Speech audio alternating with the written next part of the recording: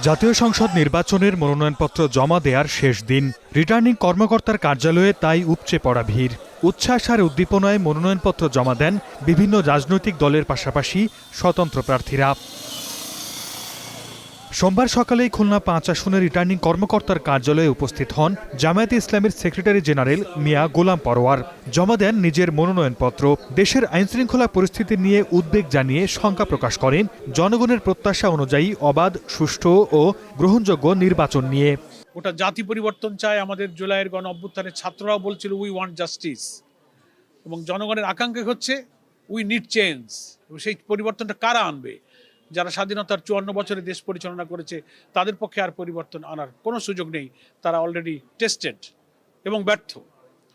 ফলে আমরা বিশ্বাস করি we will bring the change. আমরাই এই পরিবর্তনটা আনতে পারবো। এদিন বিকেলে কুমিল্লা ১১ আসনে মনোনয়নপত্র জমা দেন জামায়াতে ইসলামী মনোনীত প্রার্থী ও দলটির নায়েবে আমির ডাক্তার সৈয়দ আবদুল্লাহ মোহাম্মদ তাহের।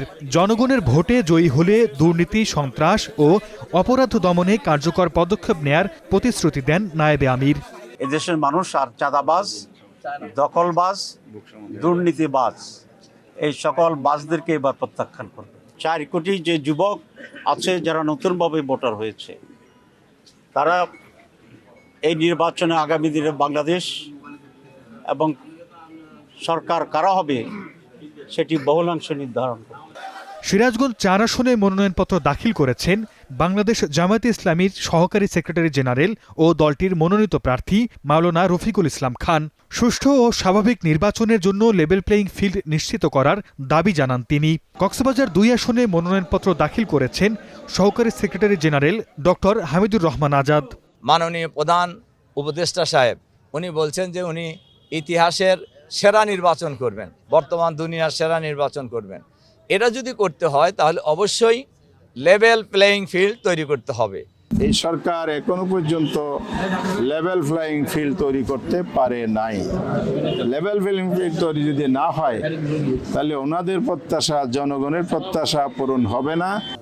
জামায়াতে ইসলামী মনোনীত প্রার্থী মুফতি আমির হামজা মনোনয়নপত্র জমা দিয়েছেন কুষ্টিয়া ৩ আসনে। পটুয়াখালী ২, বাউফল আসনে মনোনয়নপত্র জমা দেন ডক্টর শফিকুল ইসলাম মাসুদ। পাবনায় ১ আসনে জামাতের প্রার্থী হিসেবে মনোনয়নপত্র জমা দিয়েছেন দলটির সাবেক আমির মতিউর রহমান নিজামীর ছেলে ব্যারিস্টার নাজিবুর রহমান মোমেন। সদর থানা লুট হওয়া এবং পুড়ে যাওয়া, সে অস্ত্রগুলো তো এখনো তো কালেকশন হয়নি। এইগুলো তো নির্বাচনে প্রভাব পড়তেই পারে। দীর্ঘ বছর পর আমাদের ভাই বোনেরা, নাগরিক বৃন্দ সুষ্ঠু, সুন্দর, নিরপেক্ষ, অবাধ এবং ভয়হীন একটা পরিবেশে তারা তাদের ভোট যেন দিতে পারে।